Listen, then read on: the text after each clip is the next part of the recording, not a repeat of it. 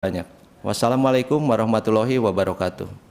Waalaikumsalam warahmatullahi wabarakatuh. Terima kasih Pak Wamen. Sebelum kita ke Bapak Ibu para anggota Komisi 10 untuk memberikan saran, tanggapan dan tentu dukungannya, kami persilahkan Pak Erick Thohir untuk memberikan tambahan penjelasan sekaligus memberikan gambaran tentang blueprint atau roadmap PSSI ke depan. Singkat saja Pak gambarannya.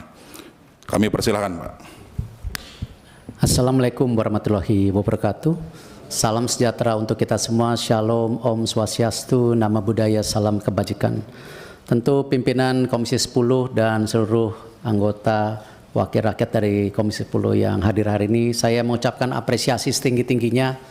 Tanpa dukungan Bapak Ibu tidak mungkin sepak bola Indonesia seperti hari ini. Karena memang ini kerja-kerja sama antara pemerintah dan PSSI dan tentu seluruh daripada masyarakat sepak bola yang mengimpikan sepak bola kita harus bangkit.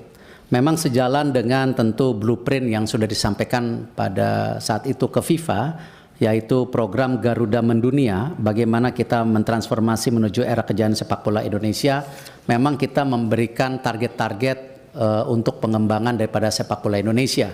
Seperti contoh, kita juga memaparkan kepada FIFA waktu itu bagaimana juga tidak hanya membangun yang putra tapi juga yang putri, di mana contoh target-targetnya untuk tim putri ini lolos FIFA U17 World Cup tahun 2030, 2031 lolos Olimpiade, 2032 lolos FIFA U20 dan juga lolos Piala Dunia Putri 235 tahun 2035. Untuk yang putranya seperti ada di data di atas, waktu itu 2031 lolos Piala Dunia, lalu 2033 lolos Piala Dunia U20, 2036 lolos Olimpiade, 2038 lolos Piala Dunia.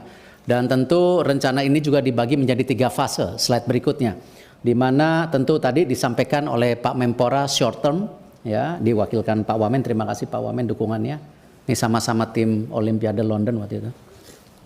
Di mana 2023-2028 waktu itu fase pengembangan, lalu juga midterm. Di situ ada tentu dalam kategori fase stabilitas, lalu juga masuk ke golden era di 2034-2045. Nah, memang ini semua karena momentum. Kita tidak pernah terpikir kita mendapatkan sejarah yang luar biasa. Waktu itu diawali dengan tim SEA Games kita yang sudah 32 tahun juara SEA Games. Lalu kita PSSI mendorong, ya, di mana pertama kalinya, slide berikutnya, kita tim U17 kita, tim U20 kita, tim U23 kita, semua termasuk yang senior ini bisa masuk ke Piala Asia. Ini pertama kali, tidak pernah dalam sejarah kita semua tim kita masuk. Sekarang yang putri pun sedang bertanding. Kemarin alhamdulillah juara AFF, kita lagi coba nanti kualifikasi Piala Asia. Nah, karena program yang didukung oleh pemerintah dan tentu semua supporter sepak bola, apakah pembelian merchandise, sponsor ini sebuah momentum yang tidak pernah dipikirkan terlepas daripada roadmap yang kita sudah paparkan kepada waktu itu kepada FIFA. Slide berikutnya. Nah, di sini sebagai contoh di mana kemarin di U16 kita juara 3 sehingga kita bisa masuk Piala Asia, dan ini sekarang timnya sedang training camp. Akan ada beberapa pertandingan nanti di UAE lalu di Saudi. Kalau sampai kita masuk 8 besar di Piala Asia, artinya kita lolos Piala Dunia. Artinya sebuah terobosan yang mestinya targetnya di tahun 2030-an. Nah, lalu di U20 sama kemarin ternyata kita juara 1 Piala AFF U19. Yang sebenarnya untuk U20 sendiri targetnya sebenarnya lebih rendah dari yang U17. Ternyata juara. Nah, akhirnya kita lolos juga Piala Asia. Tapi sayang di fase grup kita kalah. Dan memang ke Piala Dunia itu untuk Piala U20 cukup berat karena 4 besar. Kalau yang U17 8 besar.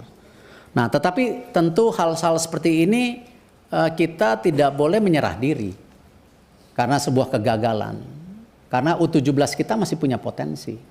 Bahkan kenapa kita juga diskusi hari ini mengenai percepatan naturalisasi? Karena prestasi yang luar biasa di tim U23 kita. Next slide. Di mana masuk 4 besar Piala Asia. Jadi ranking 4 di Asia. Sehingga kalau ranking 3 kita langsung ke Olimpiade.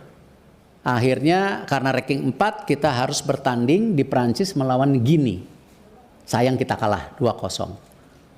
Nah, hal-hal seperti ini yang membuat confidence pemerintah PSSI kenapa tim senior kita ini punya potensi dari anak-anak muda kita seperti Rido, Marcelino yang juara SEA Games, ditambah tadi tim U23 kita dan sisa daripada tim senior kita. Nah, hal ini yang kalau dibilang kita sangat agresif, mohon maaf, tidak lain kita ingin supaya mimpi kita di Piala Dunia bisa tercapai. Dan ini tentu kita masih ada sisa pertandingan 4, di mana nanti lawan Australia tanggal 20 away, lalu 25 lawan Bahrain di Indonesia, lalu tanggal 5 Juni lawan China di Indonesia, 10 Juni lawan Jepang. Kalau kita ranking 2 artinya langsung lolos Piala Dunia.